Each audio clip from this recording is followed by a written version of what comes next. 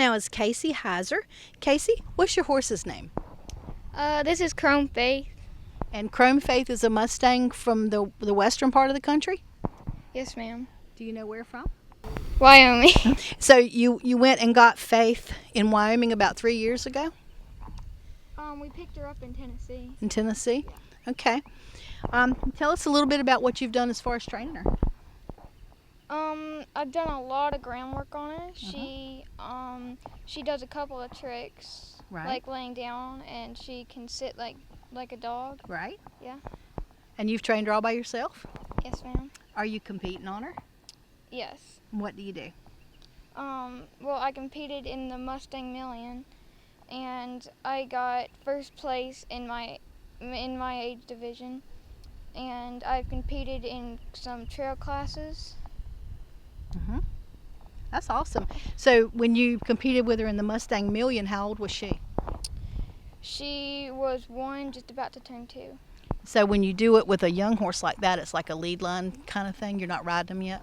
Yeah, it's groundwork. Okay. So what are your plans this year for you and Faith? I'm still gonna do some trail, and I'm gonna teach her bridleless. All right, very good. Well, we saw you riding her around a little bit. Do you think you can get her to sit down or lay down for us? Yeah. Okay. Calm down and or do whatever you do and let's watch. Good. Watch out if she. Don't let her fall on you. Yeah, she flops. Come on, girl.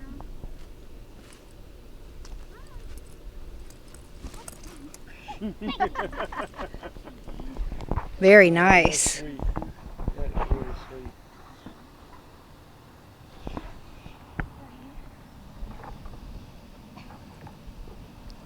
If she sits up, you'll get it. Yeah, you can let her get up. She's not gonna want to get up. I know. She's like, well, this is a pretty good job here. Oh, you're going to get up on her. Cool. Hold on. Yeah. Nice. Very nice. So, Casey, when you grow up and you're finished with school, what do you hope to do with your life? Train horses. Right. And be a veterinarian. All right. Very nice. Very nice. Okay. Thank you, dear. So with me now is J.W. Heiser. J.W., how old are you? 12. And so is this your first Mustang that you're working on? Yeah. All right. So this particular horse will be yours, and Casey's helping you work on it. Mm-hmm. So tell us a little bit about this one. He's a gelding from Salt Creek, Wyoming. Mm-hmm. And he's 2 years old. And You're going to compete with him this year? yeah, we're gonna yeah. And what you going to compete in? In hand. And when you do the in-hand class, is that like an in-hand obstacle class? It's in hand obstacle pattern and freestyle. Okay, nice. Have you thought about what you're going to do for your freestyle? We're gonna do something to do with Spanish type freestyle. Right. That'll be really pretty. And you've done some things with another horse that was a Lope Rescue horse, wasn't it? You want to tell us about that one? She's a 6-year-old mini named Presley. Right. I got her for the Lope shows, and I got won second place with her. Wow. And I've had her for about a year now. So you decided to adopt her. Right. Yeah. Okay. And you do Liberty with her? Yeah. All right. Very nice. So what are your plans for this one? Hopefully I'm gonna be able to ride him in some shows. Okay. And what's his name? Colby. Colby. That's pretty. Cold Sparks of Fire. Cold Sparks of Fire. Very nice. All right. Thank you, sir. Stay tuned. Modern Horseman TV will be right back. If you're interested in a career working with horses, then Martin Community College is the place for you. MCC's Equine Technology program is the only one offered among North Carolina's 58 community colleges. The program is management-oriented with classes in breeding, nutrition, training, riding, equine health, and more. Graduates can leave MCC prepared to work in recreational and racing barns, breed to discipline-oriented farms, or assistant farm management. For more information, contact Martin Community College today.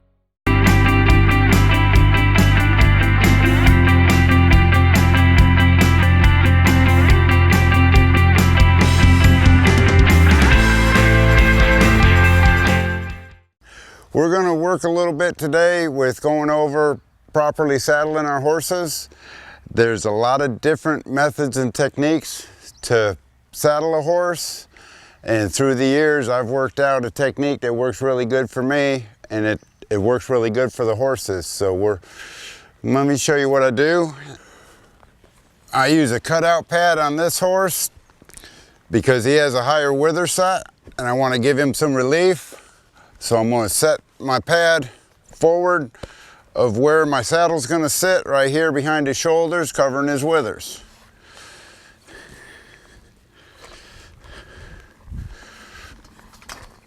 And when I pick my saddle up, my right hand is going to go on the cantle, on the right side of the cantle.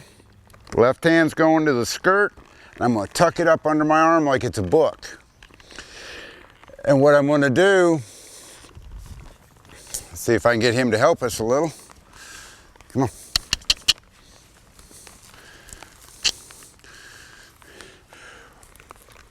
When I put this on him, I don't want my cinches and stirrup to go over on the other side and hit my horse. Okay, so when I hold it like this, my stirrup becomes an extension of my arm. So all I'm going to do is put it up and bring this gear right down that side. When I pull this down, that's going to constrict his shoulders. So I'm always going to lift that up into my gullet of my saddle. Then I'm going to go to the other side. Just let my cinches down on this side. Make sure all my latigo strings are hanging where they should, not tucked up under the saddle. Give him a rub every now and then, let him know I appreciate him. My latigo is tucked up so it comes out in one pull. It's just folded in from the back side, and I leave that up. I'm always going to reach under and rub my horse. Give me another step here. Come on.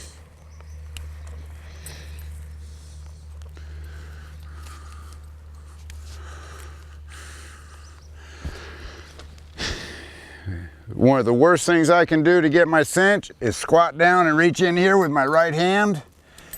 If I do that, if something happens, I end up falling under my horse. Okay? And the other thing is, if I just grab it and all of a sudden touch my horse and he has a reaction, that'll cause something to happen. So I'm going to run my left hand down on him, let him know it's coming, then I can pick it up. Feed my latigo through, and I always go through my cinch ring 3 times. That was 1, that one's 2.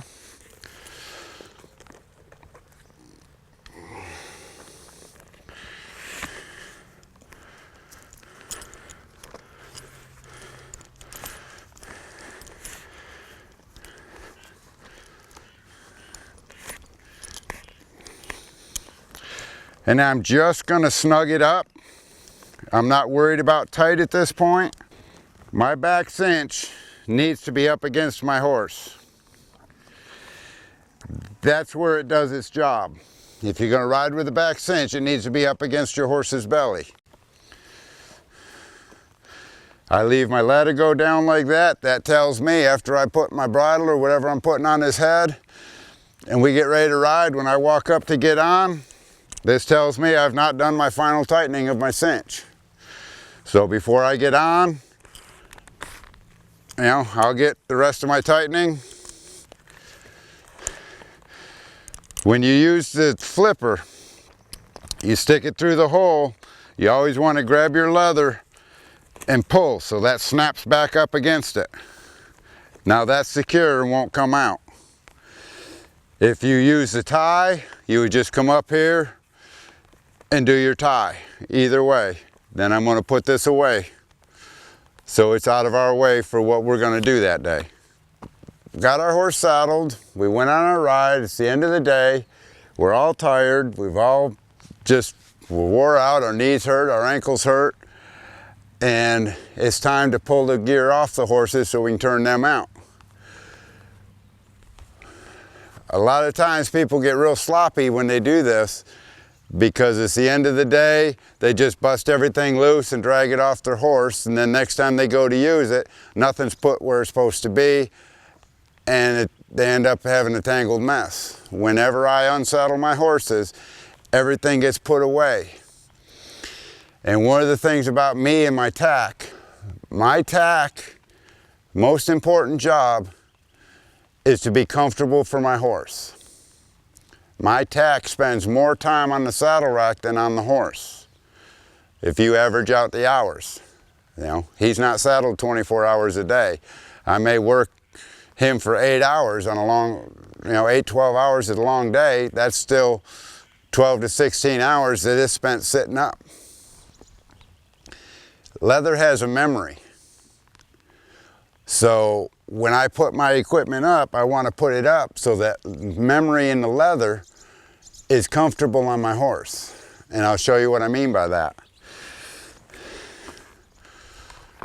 I'm always going to do my front cinch last. So I'm going to let down my back cinch, let down my breast collar, and I'm going to pick it up and put it away.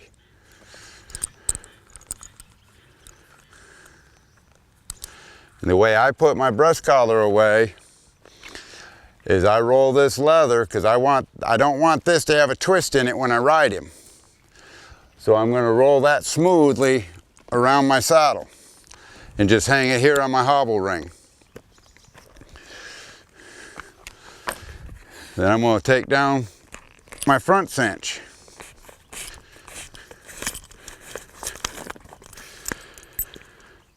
I'm going to lift this with this hand. I'm going to tuck this underneath right here. Now if I'm just going to put it on the saddle stand, I would leave it like that. If I was putting it in the back of the horse trailer to be hauled out, put back in the tack room or whatever, you take a wrap, put a 1/2 hitch in it, and that won't fall out. And I can still do that one-handed when I get my cinches. Some people will put their latigo knot on it.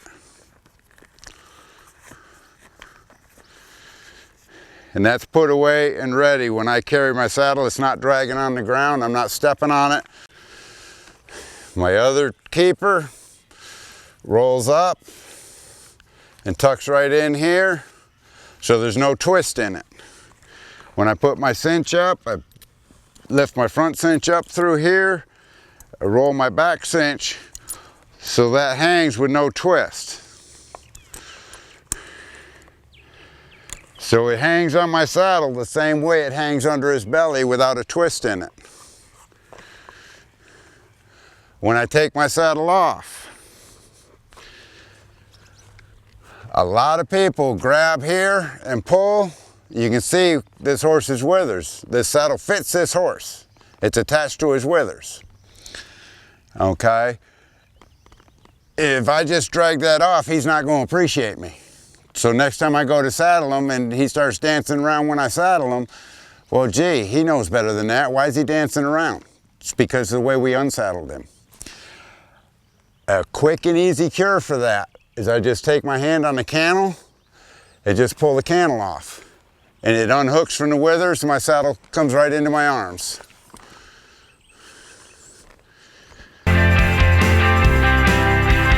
Stay tuned. Modern Horseman TV will be right back. Hi, I'm Rick Peniston.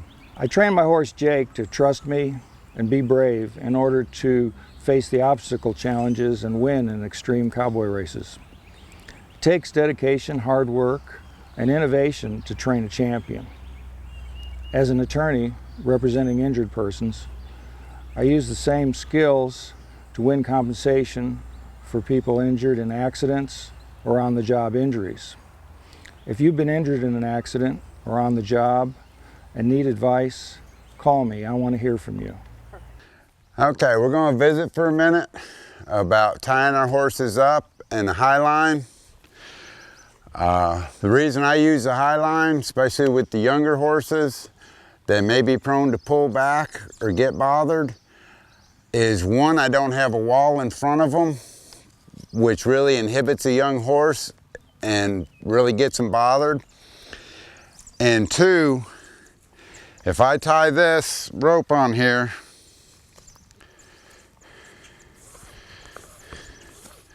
at the normal height I would tie a horse, where he can't, is less likely to get a front leg over it. Okay, the way the horse's body's built and the structure is they can line their body up, line their skeleton up, and sit back and apply their muscles and pull back, and they can pull somewhere in the area of 4 times their body weight. Okay, so a 1,000-pound horse can sit back here and pull 4,000 pounds of pressure on this rope. There's a lot of equipment won't stand 4,000 pounds of pressure. That's why we see broken halters, broken snaps on lead ropes, broken lead ropes pulled so tight at the knot that you have to cut them, you can't untie them. That's what happens when we tie at eye level with a horse. When I tie high, when that horse sits back to pull, he can only sit back and pull with about 2/3 or 3/4 of his body weight, or his feet start sliding forward. He starts picking himself up off the ground. So a 1,000-pound horse can only pull back with about 750, 800 pounds of pressure.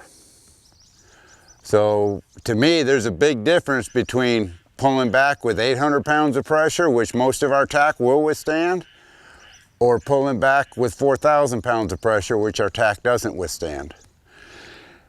Also, by having the high line, my horses can go forward to get out of trouble. Well, we're here today and we're going to visit a little bit about some trail etiquette and some different situations that we'll run into in the trail. Trail etiquette borders arena etiquette really close. There's a lot of things that you don't want to do. Running up behind horses, cutting horses off. It just puts you in a dangerous position. One of the worst things I see that people do, one of the most dangerous things, is they'll want their horses to get to know each other because they're going to ride together today, and they'll let them get nose to nose. Well, the thing about horses, when they are by themselves in the pasture, when we introduce a new horse and they get nose to nose, somebody throws a foot 90% of the time. Okay? I don't want that to happen with the humans around, so I don't allow the horses to get nose to nose. If I can get Colby to maybe ride her horse up here and we'll look at what the horses do.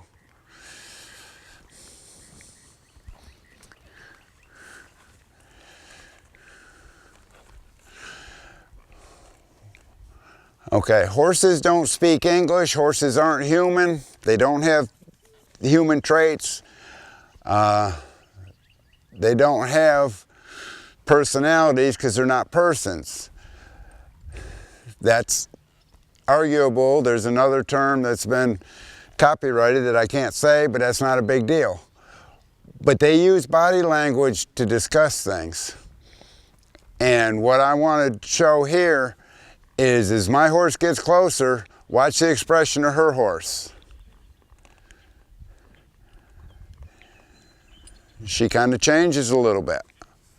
Then she goes back to, no, I don't want you around. Now he reaches out, they look at each other. And we just have to be aware and ask my horse to come back out of that before it gets to the point that she throws a front foot, or she whirls and kicks, or my horse throws a front foot. We'll get you lined back up, bring him.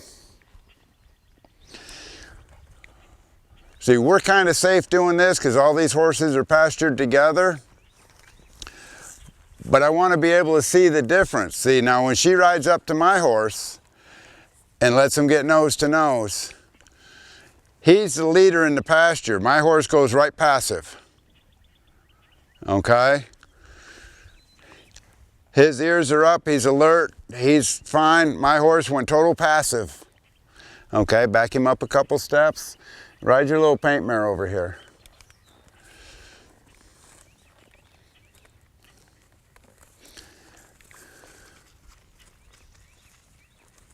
Right over here for the camera a little more. There you go. Now tip her nose this way. There you go. You just kind of let her reach her nose out to him.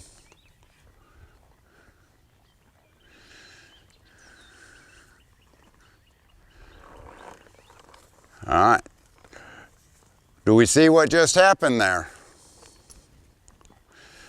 She pinned her ears, curled her nose up, and started to step around to kick this horse. She said, "You're invading my space, you're not allowed to be there, get out." He didn't move, she began to bring her hip around. Okay, if these guys didn't know each other, if this was a strange horse, she very well could have turned around faster than she could have been stopped. I'm talking to her, I'm not paying attention to the horses, and all of a sudden she turns and kicks, gets my horse in the chest and hits me in the knee, and now I've got a broken knee just because I wanted my horses to be friends.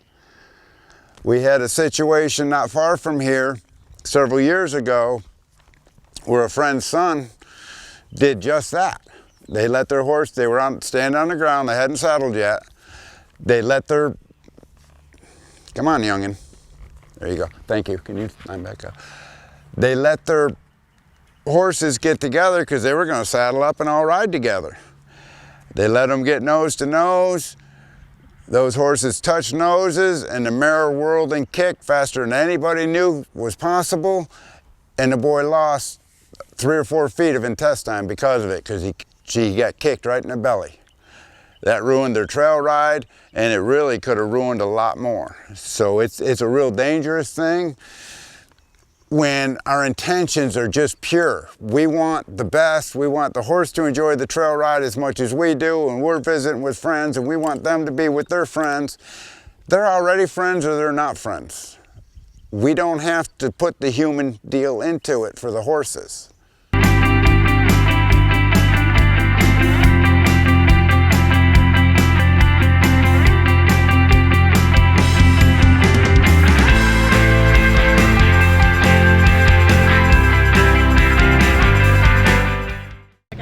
Okay, start again. We're here in Creedmoor today at Southern States, and my friend Lisa Colcolugh, tell me a little bit about this event you're doing today. Today we've got a petting zoo for children in the neighborhood to come out and learn about the animals that they could have at home or the animals that live on the farm, and give them an opportunity to pet them and see what they eat. All right.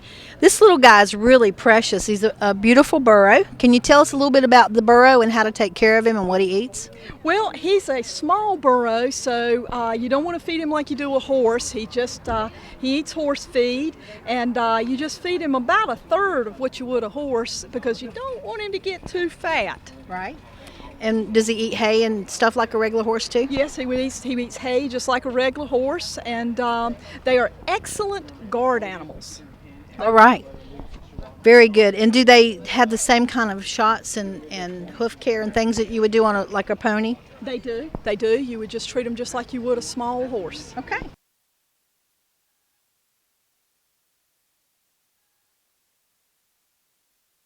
Lila, do you like this little pony? Mm-hmm. What would you do with him if you bought him? Ride him. Ride him? All right, cool. Okay, Lisa, tell us about the little miniature horse here.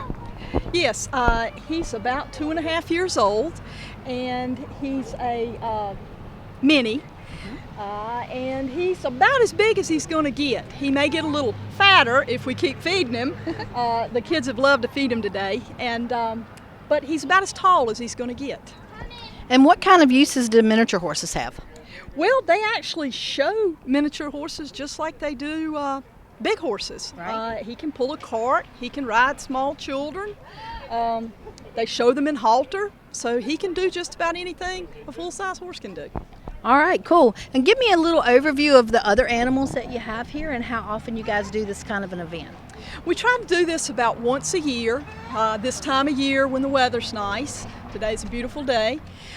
We have chickens. We even have a cat. We have goats. We have bunnies from the school, and everybody's holding bunnies, and they've actually given some bunnies away today. Oh, cool. And we have a cow. I see the baby calf. He's precious. He is. He's been a hit too. All right, very good. And how can people find out when these events happen? They come out on the Southern States email blast. If you'll just check your local store, the events section will come up and they'll tell you what they're going to do and when they're going to do it. All right, thanks for spending some time with me. Thank you. Are you ready for that awesome outdoor experience? An outdoor living space that can be enjoyed by all? Let the expertise of award-winning Belgard authorized contractor Harper Landscaping, serving eastern and central North Carolina, design and install that perfect space. A place to let the family enjoy and relax, a divine intervention to outdoor living. Whether it be a cookout with friends and family or an after-school hangout, Harper Landscaping can help you create that perfect space for many moments to cherish.